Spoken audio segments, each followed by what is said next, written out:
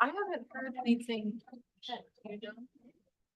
Well, My recollection is that the city wasn't going to be here for this part of it. Yeah, he'll be late. He'll be late. Mhm. Thank you. Oh, nice piece of that.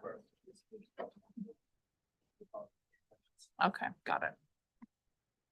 Thanks for reminding me. Oh, I got it.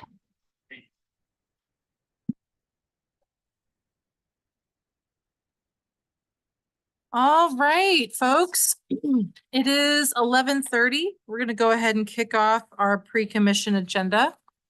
I don't have anything, but do we have any housekeeping items? Questions about the agenda, Commissioner Hanson? no, I just, and I'm sure the director will address it. A lot of concerns about our folks out there in this heat. And I'm sure he's going to talk to us about our strategies to address chip sealing and all the construction with this horrible heat, which continues and will continue for another, looks like 10 days. Thanks. Madam President, Commissioner McKinney? I do have a question that's related to item number 2 on our consent agenda. So when we have a couple minutes, I'd like to get to that. Go ahead and ask it. Okay, well, this is a question for our director. With respect to these large equipment purchases, and of course, these come up regularly on our consent agenda. And obviously, we have to keep our equipment up to date and so on. I wonder if it would be possible periodically, I don't know if semi-annually or something like that, to just kind of get a I mean, the word chart comes to mind, but something that would let us know what large purchases of this sort are anticipated going forward for the next few years. And the reason I say that is simply because when we see these items on the agenda to approve a new equipment purchase, I don't have a context to say, is this unusual? Was this anticipated? Was this on the schedule? Has it been moved up? Has it been moved back? It would be nice to see that. And it's again, a $300,000 piece of equipment. That's the kind of thing we don't buy every day. But it's a large enough purchase that it would be good for us as commissioners to at least have a context within which to say, oh, okay, this is expected, or this is unusual for this reason, and I know there are other cases where we come back, we have an emergency, we have a particular piece of equipment, it's whatever, it's past its time, it can't be fixed, what have you, and we have to do an emergency thing. I'd like to have all the information for that context. That'd be helpful going forward. Madam President, Commissioner McKinney, we definitely can do that. All these items that you see that come out throughout the year are in your budget. And we do detail out by line what equipment we will be needing over the next year and next 2 years, actually, with the 2-year budget. So they do show up in that, but we can give you a snapshot picture. We could I think work that'd on be a good. presentation like In that. fact, I wonder, it occurs to me that perhaps each time we have one of these big purchases, just an update, here's the schedule, here's what we anticipated, here's what we're doing. Just to be able to see, I don't want to create a lot of extra work, but it'd be helpful to have that context. Thank you so much. Any other questions? All right, Director. Thank you. Madam President, also with regards to the agenda, the one regular agenda item, that condemnation, it is on the agenda today because we said it was coming back. We are going to ask you to defer it for 1 more week. We are working closely with the property owner and feel like we'll be successful. We just need that additional time. Ryan, with next week's agenda is going to be a big one. Mhm. Is this the type of condemnation that we could postpone potentially for an additional week? Because that's going to be such a big meeting. Yes, that will work. Okay, fabulous. So 2 weeks. So actually, I think it would be because the 31st, 3 we don't weeks. have, it'd be 3 weeks. 3 That- weeks. Thank That's you. still okay. Okay, let's just do that. Yep, August, the first week of August. Thank you. All right, thank you. Go Wonderful. ahead. Commission, it's a pleasure to visit with you as always. Appreciate your care and concern, Commissioner Hanson. We have been paying close attention to the heat. I put it into the hands of the leadership of each of those operating teams to say when enough is enough and when it's the right time, with caution being the greatest area of concern. And so there have been days that we've been able to end a little bit earlier or needed to end it a little earlier. We come back, we work on equipment, we do other things that keep staff safe in the midst of the peak. The nice thing is that the hottest part of the day is not necessary, is after we end our work for the day in most cases, but we are paying very close attention to that and trying to keep staff safe. Madam President and Ryan, I appreciate that. And in the years I've been here, it just seems like each summer we have a longer period of time in which becomes very difficult. And I know the Republic Services have announced they are coming much earlier in the morning. That the U.S. mail delivery comes much earlier in the morning. It's almost like the day is starting earlier. So I assume that's looking at our strategies going forward in future years is both to start the season earlier as well as the day earlier in order to accomplish what we need to accomplish, because the number of roads that need to be chip sealed actually keeps growing and the number of days doesn't. Yeah, President Pickering, Commissioner Hanson, that is something that we are looking at. It is a challenge because we have to get the road temperatures to a certain degrees before we can do any type of work. And so starting earlier does get more of a challenge there. But in these hot periods, we are looking at that. We also have to look at where we're at. If we're in a residential area, those beeping backup dump trucks are not necessarily everyone's best friend. They're not their alarm. But some people would be bothered by that. So we are looking at that though, and appreciate your concern with staff on that. Sorry, Director, if Commissioner Hanson, if you were on Instagram, you would have seen the fabulous reel that our staff did. It was great. So they talked about how they were moving a little earlier, but it's all right. The millennial commissioner can let you know when there's those great posts. That would be great. You know, you can always put it on a Betamax or some sort of format Or that I'm fax it familiar to with. your home address. Send it by Pony Yeah, Express. Yeah. Pigeon, Perfect. send it by pigeon. Yes. Well, Commission, today's report we have a couple things that I really want to describe to you and talk about our thoughts. We are always continuing to focus on building more, building safe, and building together with our staff, and that influences all of our decisions. Want to highlight here at the beginning what's coming up. Budget open house next week. This is the Neighborhood in the Know meeting. We have quite a few people who have RSVP'd, which is far more than we've ever had at a budget and integrated 5-year work plan open house. So we're excited to take that opportunity to make that more eventful. Also want to highlight, we are coming up on that next all staff meeting. It's going to actually be in the afternoon because we're going to do the tour right afterwards for staff. And so just so you're aware that if you are planning to attend that, it's going to be an afternoon meeting and not a morning meeting.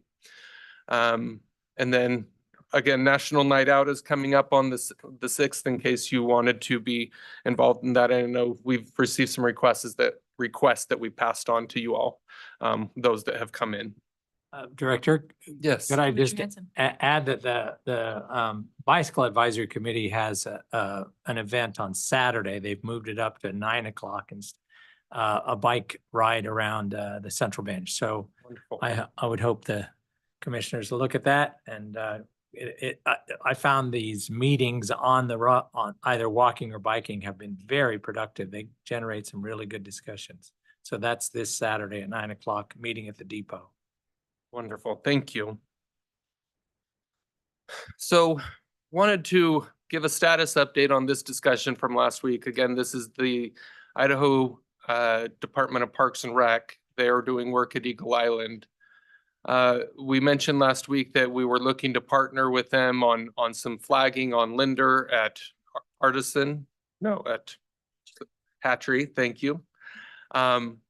We reached out to them and got response from them that they were not interested in partnering with us on this. So we're still evaluating options on this, trying to confirm how do we go about this, but that will, they're not being willing to partner with us, does make it a little bit more challenging, and ACHD would bear a much greater cost on that.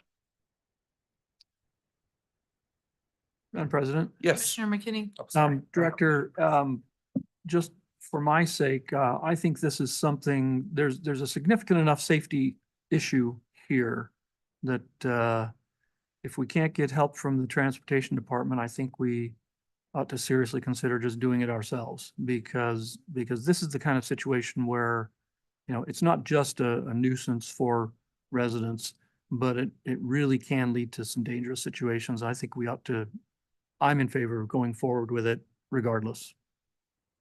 Thank you. So Commission, we hope we'll get to the point where you recognize this picture right off the top of your head, but this is the Apple site. This is a rendering of the Apple site that's been developed by our architects, and wanted today to share with you some information and our proposed path forward on this. We received, so ACHD is contracted with McIlvaine to be our construction manager, general contractor. And they're in the process of looking at the cost of things and how the construction would best lay out. We recently received information from them that would indicate that our strategy as it's proposed in the current budget, or the current draft budget, showed roughly about a $14 million a year expenditure. That would stretch the construction period out over a 4-year period. McIlvaine looked at this and looked at this compared to the cost of the project if it were to go forward in a more typical fashion, which is you contract and you move forward.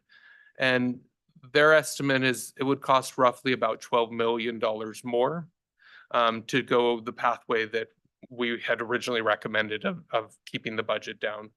We've taken a look at our financial situation, what we have in reserves for these types of facilities and what the budget says. And as a result, I am recommending, Commission, that we proceed with standard contracting. They'll do the bidding and we'll have better numbers, but that we move forward with building the project over a 2-year period. One, it saves the taxpayers money for the same product, right? It's hard to believe it's better for the taxpayers to build the same thing for $12 million more. It will help with with our ability to resell this property, to recoup the money out of this property, because we'll be able to get the staff from across the street and headquarters and the Franklin, the traffic operations team all out around the same time, so that we can then begin marketing this property sooner. We believe that that's in the best interest of the public, and just wanted to daylight that discussion with you and take any feedback if anyone had any on that topic. Commissioner Hanson. Yeah, Madam President, and Ryan, thanks. No, I think that's good. I think proceeding on that is more fiscally prudent. I do want to ask, I hope this design is not accurate, because we are getting rid of free running right turns. And I think it'd be inappropriate to have a free running right turn here. We have problems with the free running right turn of Burgesson at Federal Way just a little further over. And part of our design is to try and fix that. A dedicated right turn lane is sufficient, but don't add a free running right turn. There's already 2 lanes going in one direction, just to add a turn lane if absolutely necessary. And then I assume some sort of signal, because there's a designated crosswalk. So I'm hoping a design like a photo like this, or a sketch like this, is not accurate. So please disabuse me of that with that. Madam President, Commissioner Hanson, I do believe that this is what was being recommended because of the angle of the roadway as it connects. That said, we can definitely take a look and make sure that and see what options we have to not include that. Well, and Commissioner Hanson, I think, and Ryan, we haven't seen any of the, like the final design, so I think it'd be really important for us to be briefed on what this looks like, especially given the change in the budget structure for this Yep. site. So, Yep. Commissioner McKinney. Yes, Director, so then to get back to the budget question. So the original plan was to spend 14 million per year over 4 years. Mhm. And you say that we'll save 12 million if we do it in 2 years instead. So Mhm. we're looking at what, 20, what's then the budget? It's gonna be 20-something million for 2 years? No, it would be closer to 15 in the first year and then more in the second year. So like 15 million plus, what is that then, about 22? Or more than that? Maybe it's 25? Yeah, something along those lines. 23? Yeah, it's about 42 overall. 3 million, okay, and do it in 2 years. Now then, those bigger annual amounts, that's gonna have then a significant effect on our, highway funding for road building. Are we going, is that gonna be all kind of included into our integrated 5-year work plan discussions that we're having here just now? Is that, we're gonna get all those details here coming up? Madam President, Commissioner McKinney, that is a big part of why we're not having a budget conversation today. This is one of the items because we were looking at this and seeing where we are. The funding for this, we believe we have available in reserves, so not taking away from existing projects. That said, my next slide will illustrate to you some ongoing conversation we're having on that topic as we look at which projects move forward and how we move forward projects. So I just kind of want to reinforce that this presentation really is just to kind of share that update. And so we'll have more conversations about what that looks like and the trade-offs in the coming weeks. Anybody else? Any questions? Okay, thank you, Ryan.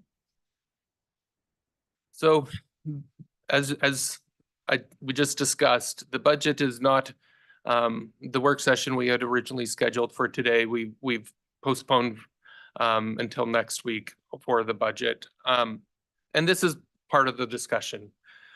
Currently, we are projecting about $163 million in new revenue. But we're projecting expenditures of about $243 million. Obviously, that's a big deal. This is part of the Build More strategy that we draw down our reserves to make sure that we are putting that money back into use by the public to build projects, to take care of some of these facilities and accelerate and take care of those things. However, this really, and why I have this in the presentation today, is because staff is taking a deep look at this and saying, how do we make sure that we stay in a good financial situation and have the reserves in place long-term that we need in order to be keeping the best practices that there are. We do believe right now that we have some extra funds, which is great because it allows us to bring forward budget numbers like this. However, we are trying to sharpen the pencils a bit. And that's what we will be bringing back to you next week is a revision to what you were given last week. We want to make sure, and we'll get out to you as soon as it's available. This is real-time conversation. We met literally 2 hours ago to talk about this, to talk about what can we do. We're primarily looking from the operational perspective, and I'll say it that way.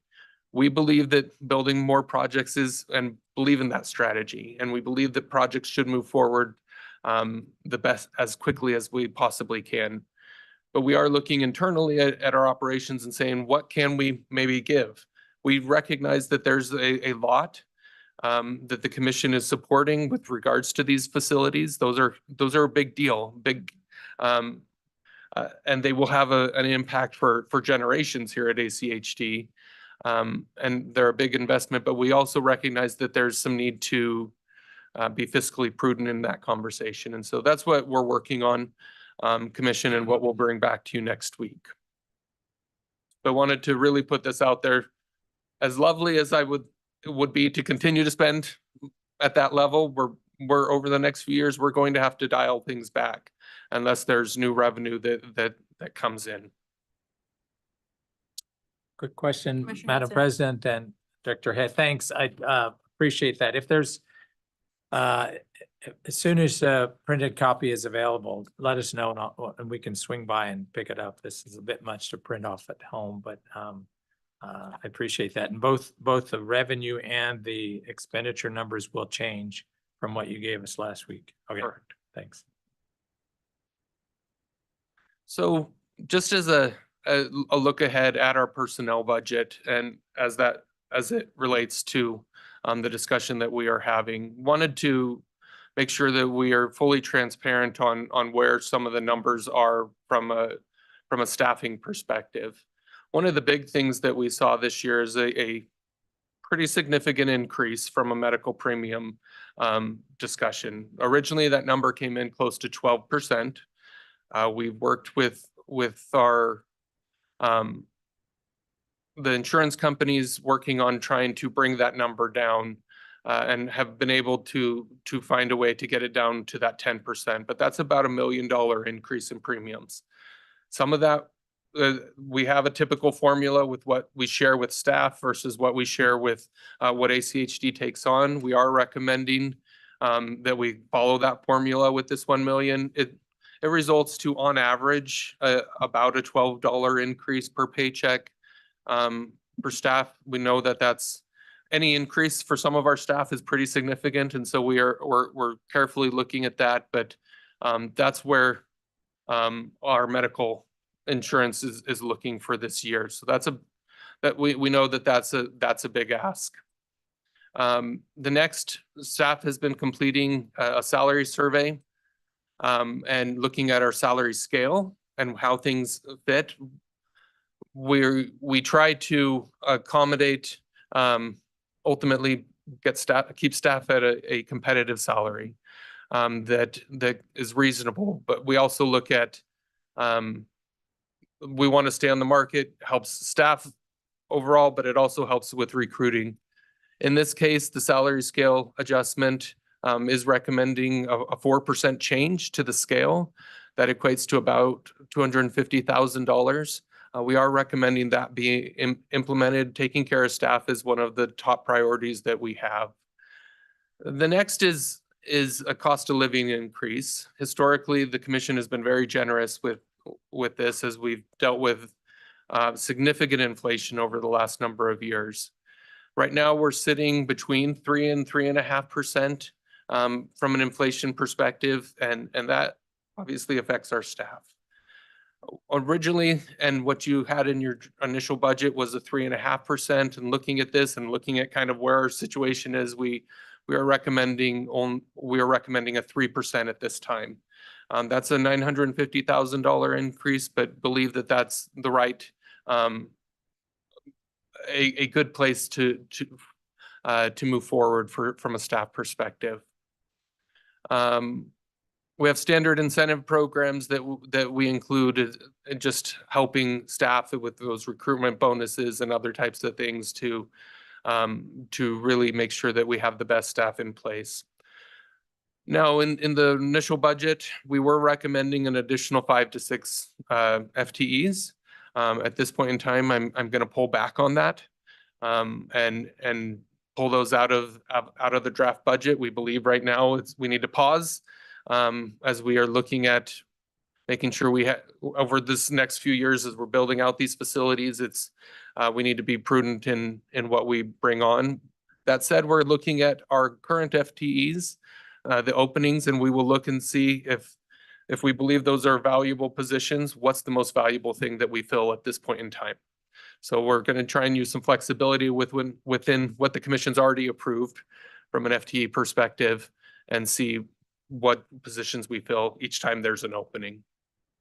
And note here, that's what the cost of living number would have been at 3.5%. So it's about $150,000 savings to drop that by that 0.5%. Happy to take any comments or questions from the commission on that topic. Commissioner Goldthorpe? Yes, Oh, Ryan. So right now, anyway, you're not ready to tell us which of the positions that we saw were going to be added are actually not going to be added? Madam President, Commissioner Goldthorpe, I can tell you what the positions were, which were one for our signal construction crew, two for our paint crew, and three for our sweeper crew. Those were the positions we were proposing be added this next year. Obviously, we've had some challenges we've seen from our paint perspective and how that's managed through the winter time. And so those positions we do believe are pretty important. And so we're going to look at, we have 20 open positions right now. That's just where we're currently sitting snapshot in time. We'll be looking at those positions and ask the question of, is it more valuable to fill one of those? And we're going to keep an ongoing list of which positions are open and which ones we need to fill. I would agree with what you just said as far as the maintenance type positions that we need. Those are the ones that we hear most loudly about from the public. So thanks for that. Absolutely. Okay. I'm going to turn some time over now to Jennifer. There she is. Our business operations deputy director. She just wanted to give you an overview on facilities, and she can probably answer the questions better than I can on what the design looks like. And we'll definitely come back with a more in-depth review of that design. But we'll turn some time over to her. Thank you, Director. Commissioner Pickering, Commissioners, just that point of clarification on that free running right, that's how the intersection is built right now. So it's not part of the project to do that yet, but we will go to the team and we'll take a look at that. The way that the intersections go right now, there's no sidewalk on our property. So building that sidewalk could increase the foot traffic. So I think it's a valuable conversation to have. But right now there isn't a cost in there associated with adding anything to that intersection. That free turning right is already there. Commissioners, this is how our consolidated future facilities timeline is looking. Just a real quick update on the Meeker building. So I'm kind of splitting it out into three basic phases. Phase 0 is all the work that we're doing to get it move-in ready for the first initial people to go in. There's just 2 rooms, 2 spaces that walls are already built. We're not touching those. So we're just putting some paint on the walls and doing some touch-ups that will give space for me to locate out there, a handful of IT, safety, facilities, training, just a small contingent, like 10 people moving out there right now so that we can have eyes on a daily basis for all of the contracts that are going to be coming in and doing all of the other work. Wi-Fi is included in that as well. So we're already involved in that. Then we're going to be moving quickly into phase 1. That's getting all of the other pieces and parts together for the DTS personnel to and everybody out at Orchard to relocate out there first, because we're on a timeline for when that lease ends. And then phase 2 will focus on everybody in this building and getting them moved out there. So overall, we are looking at early FY26. Really, I'm aiming to have everything out at Meeker completed by December or February, December 25, February 26, January 26. TOC update, they're doing very well. All buildings have gone vertical and framing is ongoing. We're expecting that completion still. They're on track for a March completion of the TOC building. Once that happens, then the TMC folks across the street will move over to the TOC, and that frees up some of the space across the street to do some of those other shuffling that we need to do. Apple, as we were just talking about, if that timeline shifts as we're expecting it to, we will be on a 2-year build timeline, and that kind of goes over roughly 3 fiscal years. Building, completing, and that allows us to vacate out of the Apple yard. We received the 95% design and we're submitting the permits to the city and entering the subcontractor bid phase next week. So we anticipate completion of the Apple yard in early FY27. At that point, now we are looking to this property. So we are currently developing a timeline and a plan for the marketing and sale of the Adams campus. And then once Apple is complete, we can relocate out of the Apple or out of the Adams Yard out to Apple. So you kind of see a line that draws through some of those key moves, the vacating headquarters, the moving out of the TMC to the TOC, building the Apple Yard to vacate Adams, and that all feeds into those decisions on how we package this property. And then for the Ustick yard, 95% design was received because, as you recall, we were working our design simultaneously with Apple, so we don't pay for two separate designs. They're pretty much cookie cutter with minor adjustments between the yards. And we're going to shelve that design until we get closer to being able to build that once our focus on the Apple yard can shift. And with that, I'll stand for any questions. Thanks, Jennifer. Commissioners, any questions? Thank you for that. Thank you for that chart and keeping us abreast of all Thank that. you. Thank you.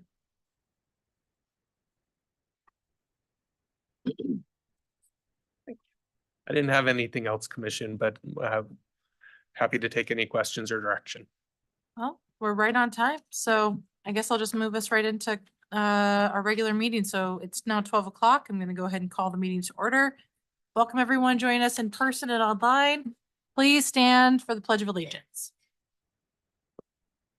I pledge allegiance to the flag of the United States of America and to the republic for which it stands, one nation under God, indivisible, with liberty and justice for all. Thank you. The first order of business is to adopt the agenda. So moved. Second. Moved and seconded. Any discussion? All those in favor say aye. Aye. Any opposed? Motion carries. The next order of business is to adopt the consent agenda. Items on the consent agenda are considered routine and are action items unless otherwise noted. The consent agenda is enacted by one motion. There is no separate discussion items on the consent agenda. If a commissioner or citizen would like, they may request any item be removed from the consent agenda and placed on the regular agenda. I don't believe we have any of those requests. So is there a motion to approve the consent? Madam agenda? President, Commissioner McKinney. I move that we approve the consent agenda as presented. Second. It's been moved and seconded. Any discussion? All those in favor say aye. Aye. Any opposed? Motion carries. Thank you. All right, so moving on to the regular agenda, we just have one item on the regular agenda.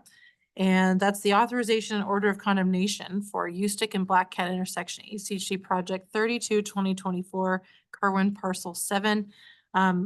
We did hear from staff earlier that there is a request to defer it for approximately 3 weeks. So I would entertain a motion to do that. Madam President, Commissioner McKinney. I move that we defer item number 1 on the regular agenda to August 7th. President, Commissioner I'm Goldthorpe. going to say before we finish the motion and vote, I would really personally like to know how much progress is being made on this. Do you mind if we make the motion and we could talk about that discussion? Sure. I'll second that. Moved and seconded. Dave, yeah, discussion. Just looking. Do you want to ask your question, Commissioner Goldthorpe? Sure. I'm just wondering how, I remember vividly what the hearing was like last time. I'm wondering how much progress is being made, including with Idaho Power. Madam President, Commissioners, Diane Bevins, Manager of Capital Projects and Interim Deputy Director of Planning and Projects. Commissioner Goldthorpe, we are making progress with the property owner. He had a death in the family, unfortunately, so we're giving him space and time for that. And we have heard back from Idaho Power. We do have the location of the power pole. So that was good news. It's not going to be right next to his house. It's going to be up next to the road on that north side of his house. So that was good news. He is still deciding if he would want to build the new driveway or he wants that as part of the project. And if he chooses to do it himself, then he has to go through the process of getting bids. So that's where we're at. I think we're making progress and it's good news. Me too. Thank you. Thanks for the question. Any other discussion? All those in favor say aye. Aye. Any opposed? Motion carries. Thank you.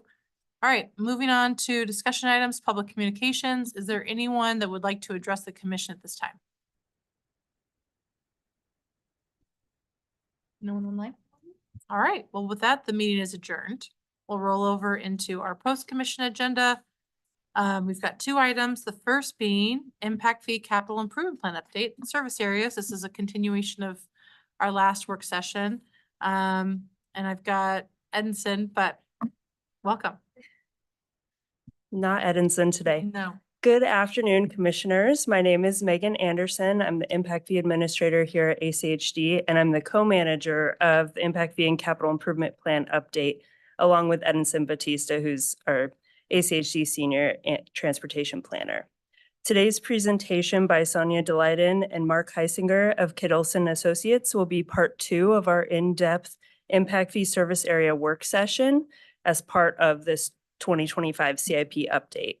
The Part 1 work session was held during the May 22nd Commission meeting, and at that meeting, Kittleson presented an overview of impact fee service areas for discussion in order to provide some context, data, and present various impact fee scenarios for the Commission's consideration.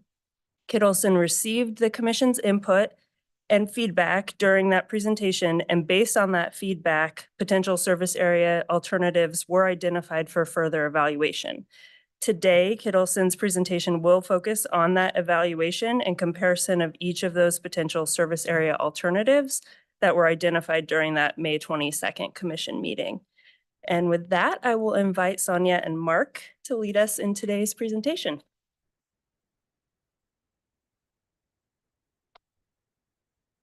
Hi, Commissioners. For the record, Mark Heisinger with Kittleson Associates. And I'll just kick things off here and talk about timeline and just give a reminder about kind of where we are in this process. So this is a project that we kicked off last year with a series of visioning sessions with the CICAC, the Commission, and ACHD staff to discuss the current CIP and traffic impact fee framework. And as a result of those sessions, identified 4 areas for a national best practices review and for further discussion. So we've had a couple touch points with the group since then. And most recently, we reported back to you in May to discuss the topic of service areas. And we're back here today to basically continue that discussion. In terms of next steps, we'll be continuing these work sessions through the rest of the year. And all this will culminate in an update to the CIP and traffic impact fee program in 2025. So just as a brief reminder, in May 22nd, we had our initial discussions on service areas. And in that work session, we presented travel pattern data, legal requirements, and other information that was used to inform the identification of service area scenarios for further evaluation. Since then, we've conducted an evaluation and comparison of those scenarios, and the primary focus of today will be to present and discuss those results. So as a brief reminder, we identified 3 scenarios for further evaluation, which we presented in the previous work session. So I'll be going into these in detail over the next couple slides. But scenario number 1 is a single service area, so essentially reflecting current conditions. Scenario number 2 is maintaining that single service area, but also introducing the concept of an overlay zone. And then scenario number 3 is 2 service areas within Ada County. So scenario number 1, single service area, that's essentially what ACHD has currently, what's been used for over a decade, and reflects current conditions. And really the key point here is that fees collected within this service area can be spent on CIP projects anywhere within the service area. And this was included in this evaluation to provide a basis of comparison to other scenarios. Scenario number 2 maintains that single service area, but also introduces the concept of an overlay zone. An overlay zone is essentially a predefined area in which traffic impact fees would differ from the rest of the service area due to lower average trip lengths or a higher mode share of non-auto modes of transportation. The boundaries for this overlay zone that you see on the screen were determined based on this trip length and mode share data. And generally, they're bounded to the north by Hill Road, to the south by Overland Road and Federal Way, to the west by Orchard, going north up to VMP and 36th Street, and then to the east by Bounds Crossing and the Boise River. The key point to emphasize here is that ACHD would still operate as one single service area, so fees collected within the overlay zone, while the dollar amount may differ from the rest of the service area, they could still be spent on CIP projects anywhere within the service area and vice versa. And then finally, scenario number 3 is 2 service areas. These boundaries were also informed by the travel pattern data discussed on the previous slide. And the boundary between the east service area and the west service area generally falls on Cole Road to the south, extending up north to Glenwood and Gary Lane. In this scenario, impact fees collected in one service area would be legally required to be spent on CIP projects within that same service area. So if impact fees are collected within the east service area, they'd be legally required to be spent on CIP projects within that service area and vice versa. So since our last work session, we've been evaluating the service areas through 3 different lenses. Number 1 is resultant projects and fees. So how would the CIP project list and the resulting impact fees change within each scenario? Number 2 is project flexibility and implementation. So how would ACHD's ability to fund and implement projects change within each scenario? And then number 3 is administration costs and complexities. So what administrative needs would be associated with each of these scenarios, and how does that change from current conditions? And so with that, I'll pass it off to Sonia to discuss the results of this evaluation.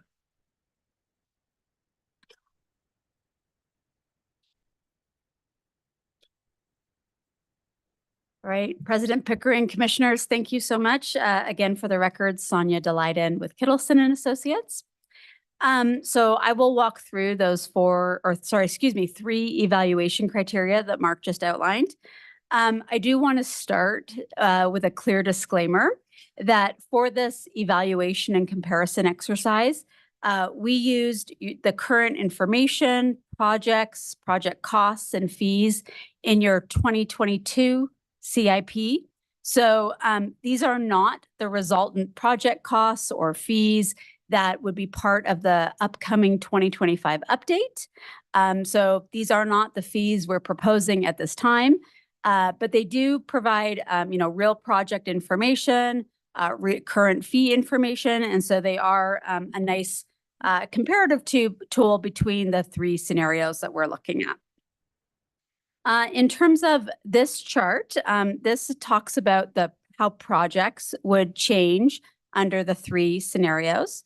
So the first 2 scenarios, the single service area and the service area with overlay zone, you can see those are consistent in terms of the number of projects, how projects are shared within the service area, the total cost, and how growth occurs, because they are both operating under that single service area model. Where we get into differences is when we look at the 3rd scenario, that 2 service area model.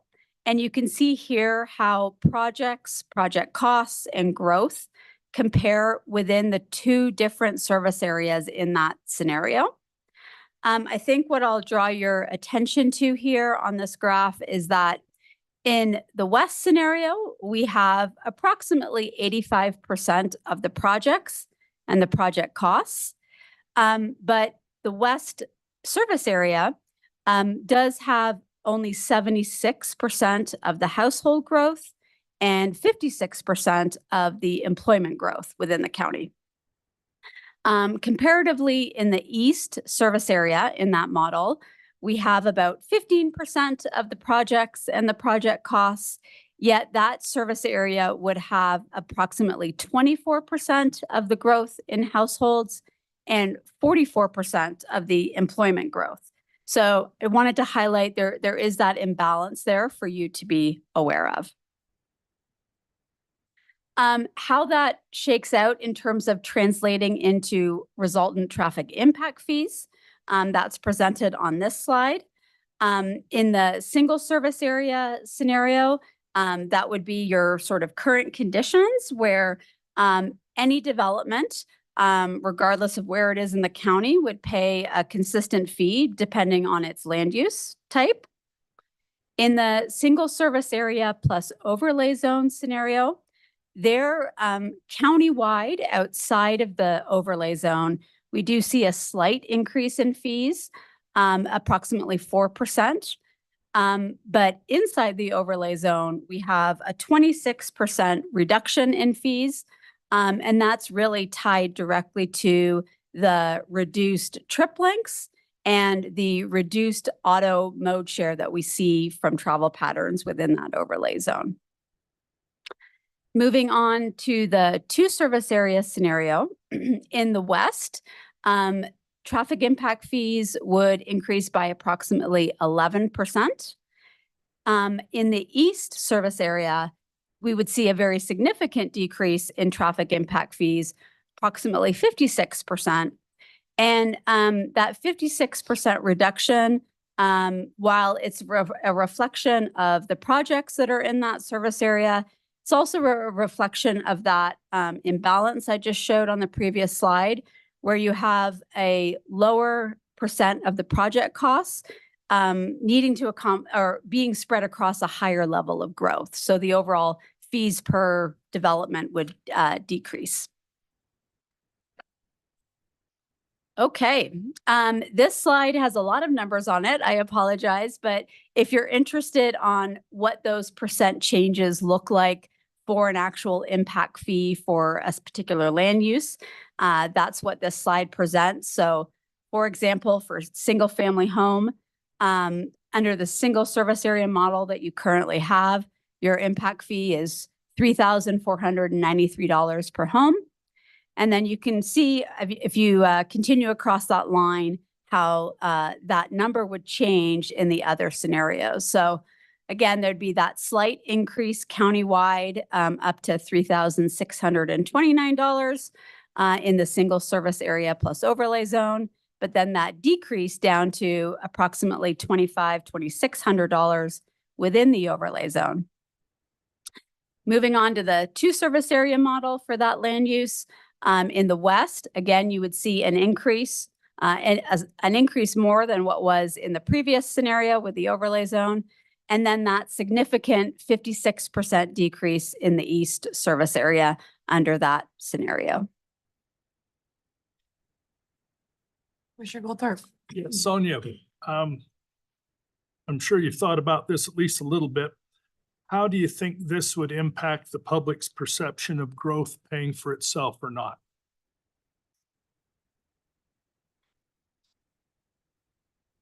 President Pickering, Commissioner Goldthorpe, that is a very challenging question. I don't know if I feel equipped to answer what public perception would be.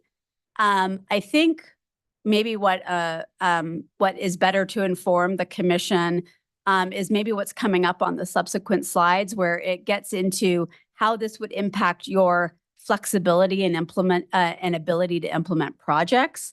Because I think that probably the district's ability to implement projects is probably more so what the public sees.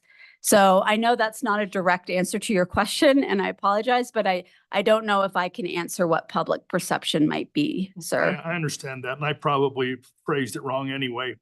But my concern is that growth will pay for itself even less than it is now. So that's where I need the help understanding. Thank you. Commissioner Hanson. Yeah, so thanks, Sonia. I don't know if you watched our meeting last week. One of the weaknesses of the current system is that we aren't in a position to fund the Lake Hazel extension or an extension of a connecting road between Columbia and Highway 21, even though the demand is huge based upon the movement of Micron to build. And there's a huge demand to use the roads going through the Micron facility. And they're on the master street map, but they're not funded. So the CIP doesn't calculate what the impact fee is for doing that.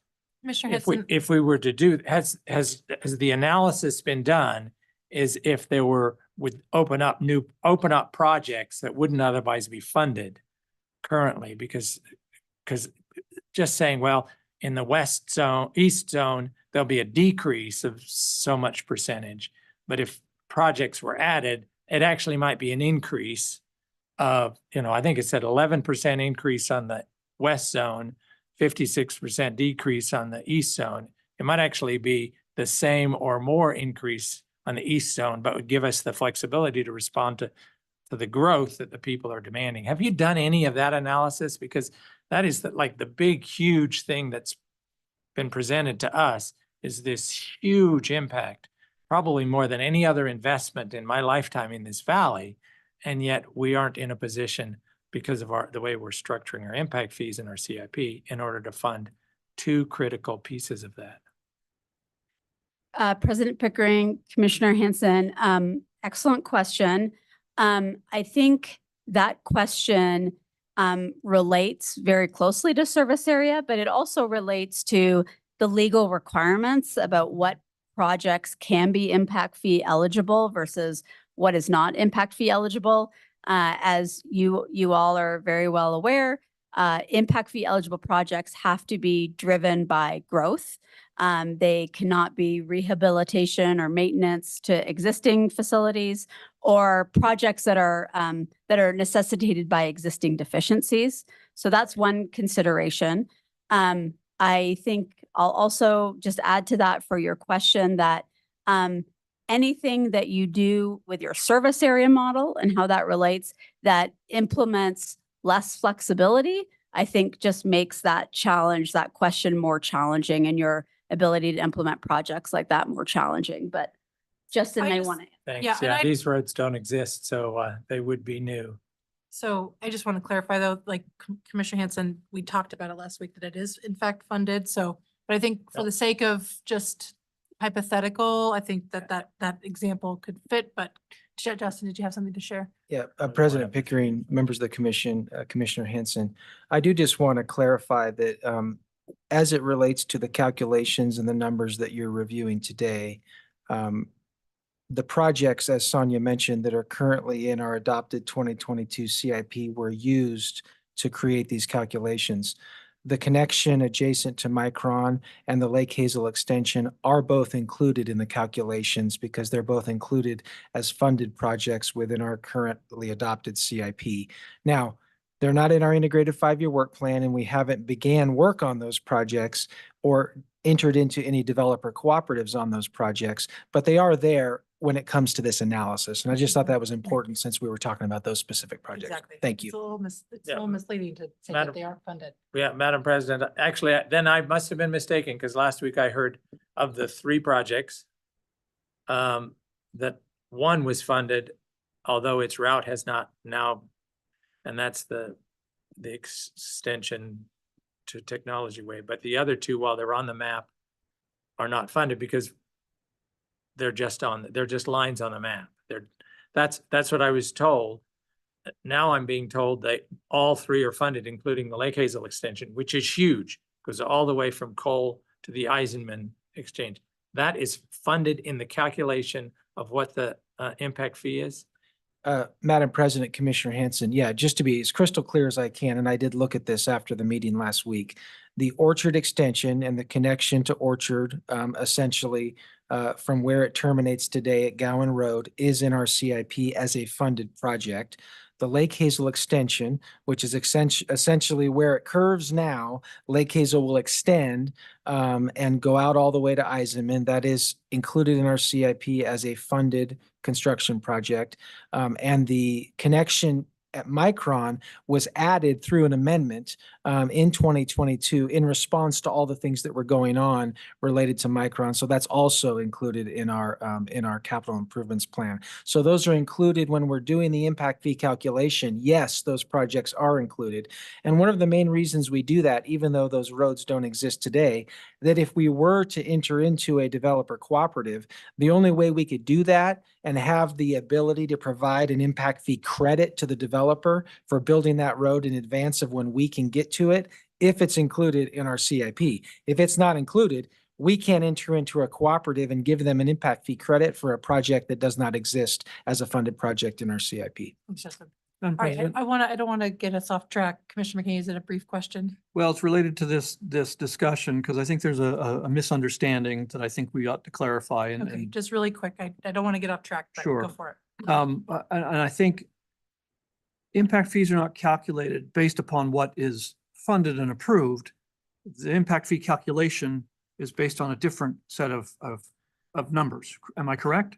Madam So- President, And further, part two of the question is, whether a project is impact fee eligible, has nothing to do with when it's put on the schedule or when it's funded and so on. The simple fact is certain projects qualify as they come along and other projects don't. Isn't that fair?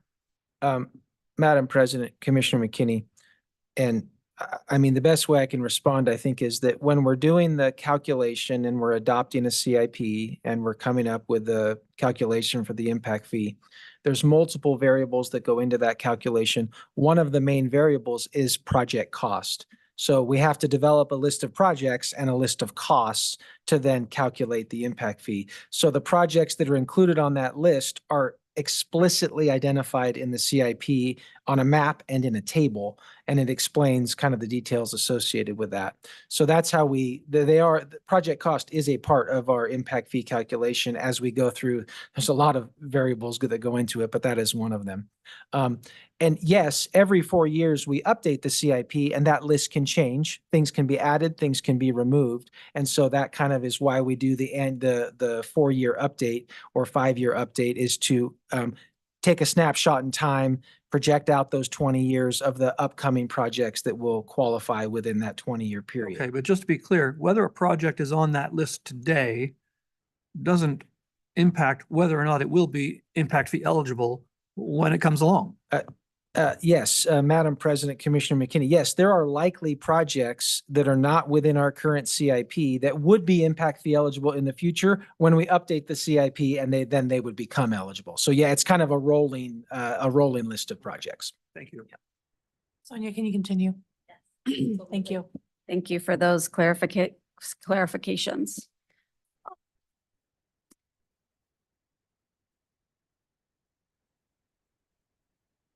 There we go. Okay, yes.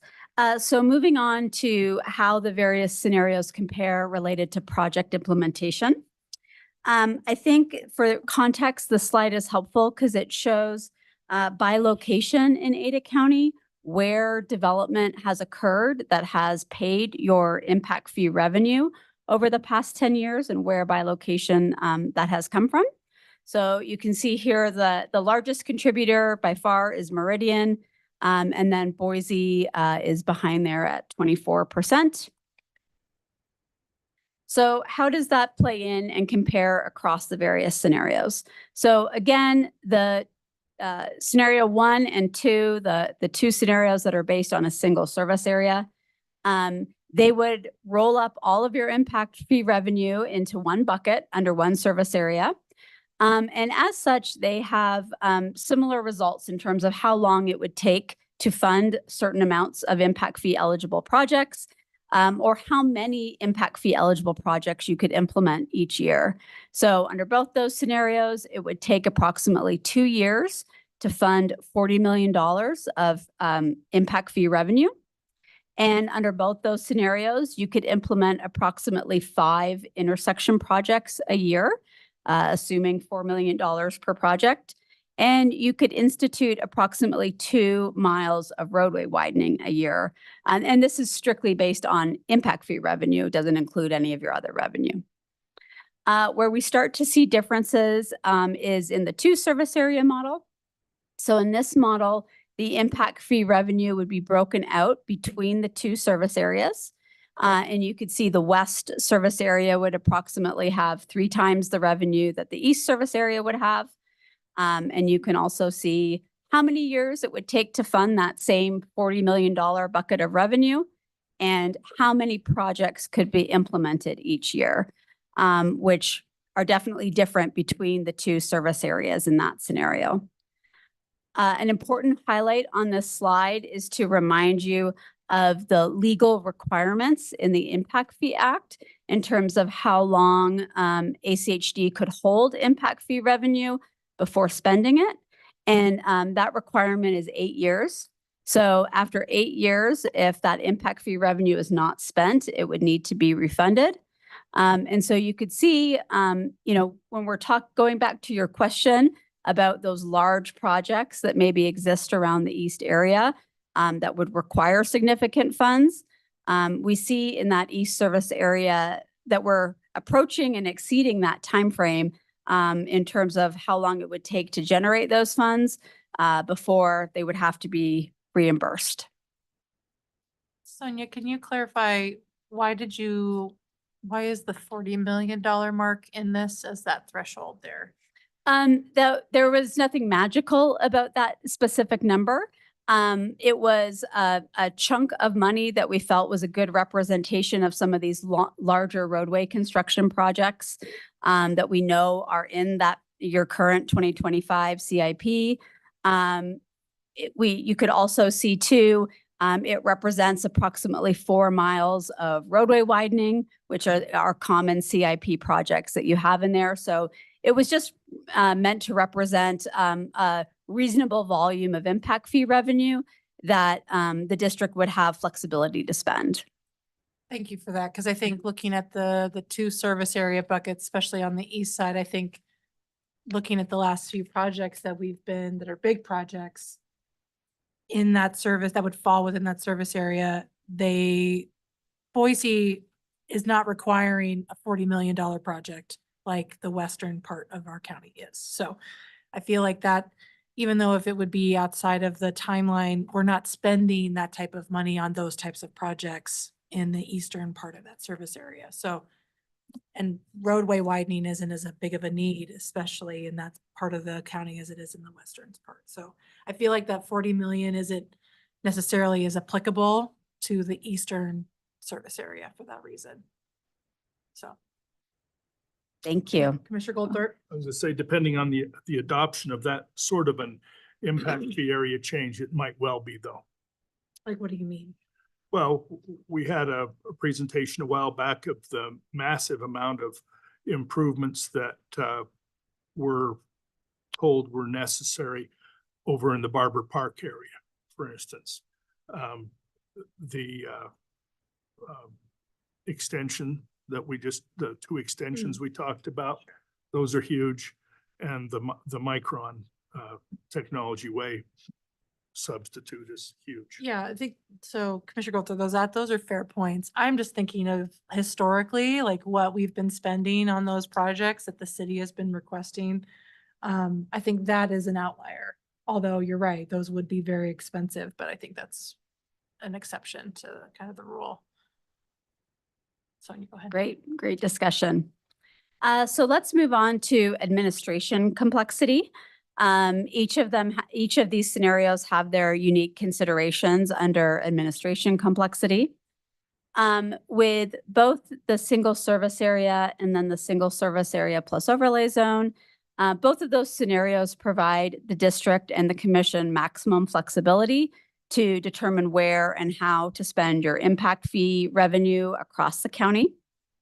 The single service area is very simple and straightforward for your development community and partner agencies to understand. Everybody gets treated the same, which can be a benefit in certain instances. Both of those models are fairly are not complex in terms of accounting and administration side for when impact fee revenue comes in, where it gets allocated, and how you have to balance that. And they're also relatively simple for future CIP and traffic impact fee updates. Although I will say with the overlay zone, there is a very important consideration in terms of if that were to be the direction to move forward, establishing very clear criteria on how those overlay zones are identified and how even the current overlay zone, currently presented overlay zone, or future overlay zones could be identified. We do know, though, that with that single service area model, there is a perception amongst partner agencies about whether the development that occurs within their boundaries and the impact fee funds that are generated from that, whether those actually go and benefit traffic in those areas as well. Moving on to the two service area model, that model does limit flexibility for where and when impact fee revenue can be spent. As Mark mentioned, impact fee revenue generated within each of those two service areas must stay within there. So that would drive where and how long it takes to fund certain projects and when they can be completed. An important note is also it restricts flexibility for developers and their use of impact fee credits. So right now, if a developer goes out and constructs an impact fee eligible project for the district, they get a credit for their impact fees for that they would otherwise have to pay. If their impact fees are lower than what they spent to complete that project, they have an impact fee credit available with the district for that additional money that they spent. And right now, they can use that for any other project countywide. If two service area model was to move forward, they'd be restricted in only using that in the same service area for which that project was, those credits in that same service area for which they built that project. Sonia, I have a question about that. So I think that's a fair point about it's limiting that flexibility, but I mean, the folks that I talk to in the development community, they very much, there's some folks that invest and do work countywide. Absolutely. But there's a lot of folks that typically stay in one part of the county or another. So, I mean, and if you can't answer it, that's fine, but what's the reality of, how many developers would feel that lack of flexibility, and would that be harmful to them? Because my perception is it would not be very much at all, because the ones that are countywide, they would continue to invest wherever they are. And the ones that invest in certain parts of the service areas would continue to do so. But how real would that be? Yeah, it's probably not a question I can ask you specifically right now. I'll just share one. There are some developers. We at Kettleson, we work for Toll Brothers, a residential developer quite commonly. I would agree that primarily most of their projects would be falling into that west service area. But contrary, we also work for Gardner Company. Right. And I know they do projects in the downtown. They're doing industrial projects in South Boise right now, but then they're also doing the redevelopment of projects out in the west service area. So I think it just depends it would be very individualized for what developer it is. Yeah. But great question. Mr. Goldthorpe? I appreciate that question because just in the last week, including once this morning, I've had developers actually drive up to my house and get out and talk to me while I was working in my garden, telling me about their plans to go into the east sector, mostly because of the Micron expansion. And they are primarily west sector developers. So whatever happens here, I'm glad we'll have a hearing where they can have the opportunity to come and tell us that. President Pickering, Commissioner Goldthorpe, thank you. And I will just also remind you, there are 2 developer representatives on our CICAC, and they also provide great feedback as we go through this process. I will just highlight also with the 2 service area, from an accounting and administration standpoint, it would result in the need to distribute out your current impact fee revenue balance between the 2 service areas. As well as increase the complexity for staff time when they take impact fee revenue in and allocating it out to the 2 different models. I will say that it will also potentially require some inter-fund loans for certain project implementation, particularly any projects that span the 2 service areas. There would have to be coordination between the funds and both service area banks into how that project would be implemented. It would require some complexity for future CIP and traffic impact fee process updates. Do you still want to stay with the 2 service area model? Does the 2 service area models, is it still supported by the current travel patterns at that time?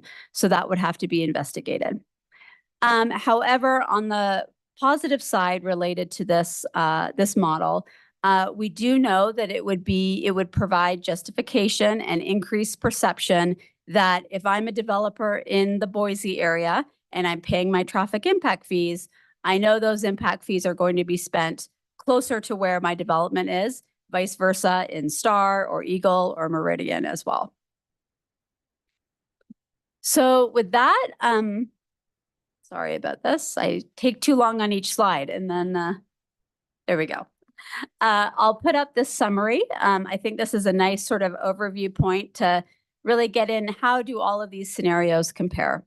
So I will say, first of all of them are supported by the travel data, those engineering and planning principles that we spoke about at our last work session that really provide the legal defensible basis for the service area model you choose to move forward with.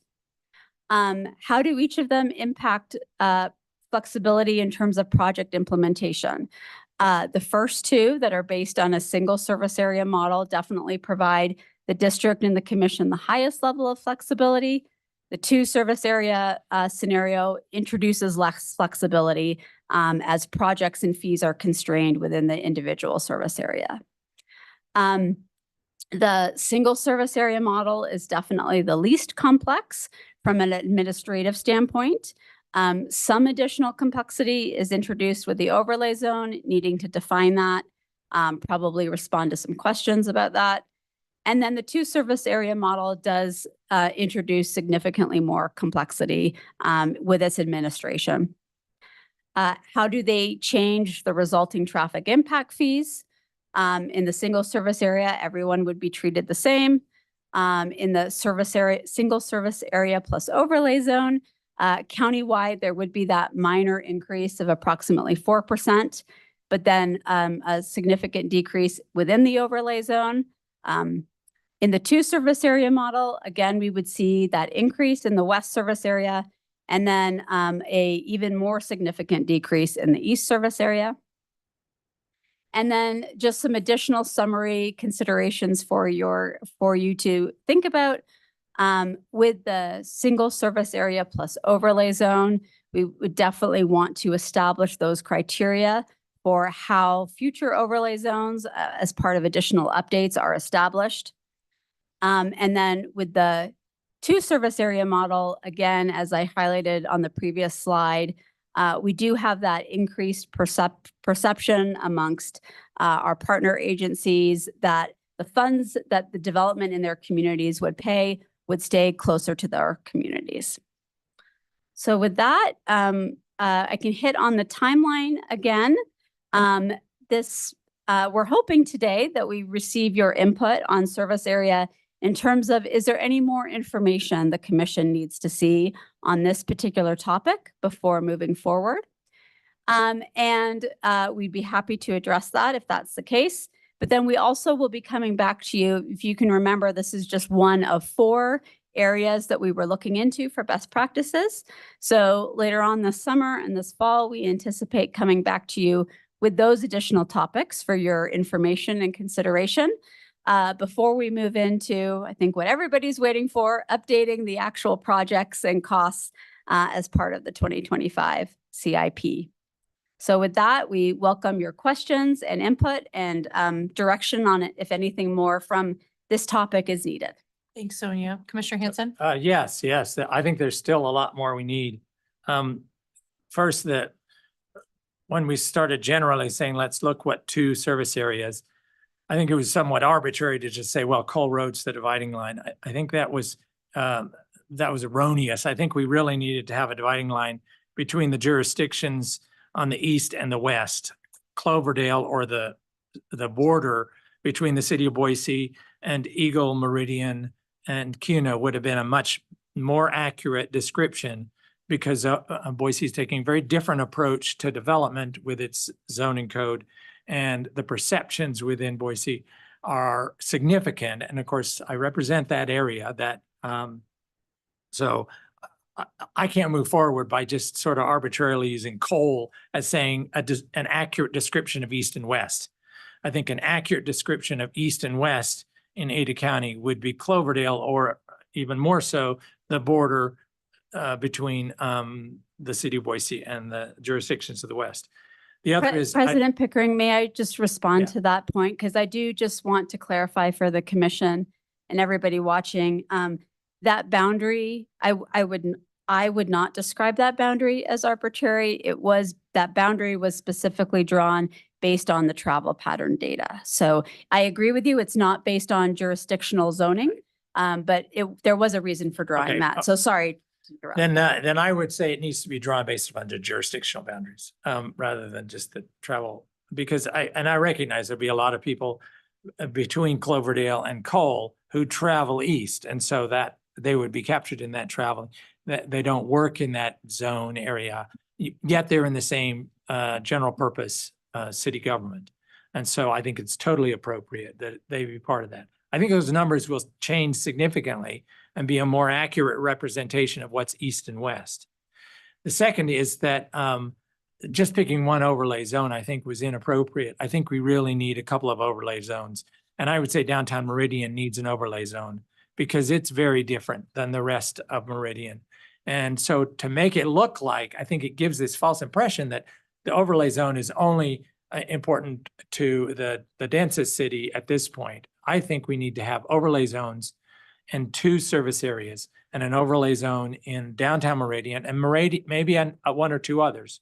But if we're going to have an overlay zone in downtown Boise, we have to have an overlay zone in downtown Meridian, which is also attempting to try and make a lot of investments in their downtown, and yet their impact fees are going to pay for things because a lot of that is not impact fee eligible in their downtown. Those roads aren't going to get any wider. So those are the 2 things. I can't move forward really until we see how overlay zones work in multiple places and that we have a more accurate dividing between east and west. Commissioner Hanson, I think, so, I mean, Sonia and the team described clearly, like, we're hindered by our state statute. And we can't have, although I agree with you, these are different types of growth patterns, right? That ideally we should have the flexibility to consider those overlay zones in those more urban or dense areas. But I just don't think our statute supports us doing that without the data that exists in this example for the Boise overlay zone. That is the only case where we had the data to justify that overlay zone. So, Madam President, I would disagree. I don't think the statute puts barriers on that. I think we can do some modeling, and that the modeling that has been selected makes it look like the 2 service areas, adding complexity at all these sort of buzzwords that make it difficult. We had service areas before. I think to be more accurate, we have to have a better division between the 2 service areas if we're going to have 2, and we have to have more than 1 overlay zone. And so I really want to see that modeling. I mean, ideally, we go back to the legislature and say, the model of a single county highway district has allowed us to build all this expanded infrastructure.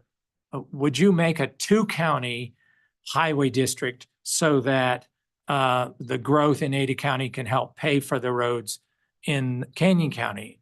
Because ideally, I mean, what we're now moving towards is we're building infrastructure that is increasingly used for the benefit of people out of the county, and they're not paying for it at all, not even with their property taxes. So this whole model of moving to the west, because that's where the expanded road infrastructure has to happen in order to go for the model that the preferred model in our valley of that we've seen, and that the high value property taxes as well as impact fees, the high value properties continue to cover those costs.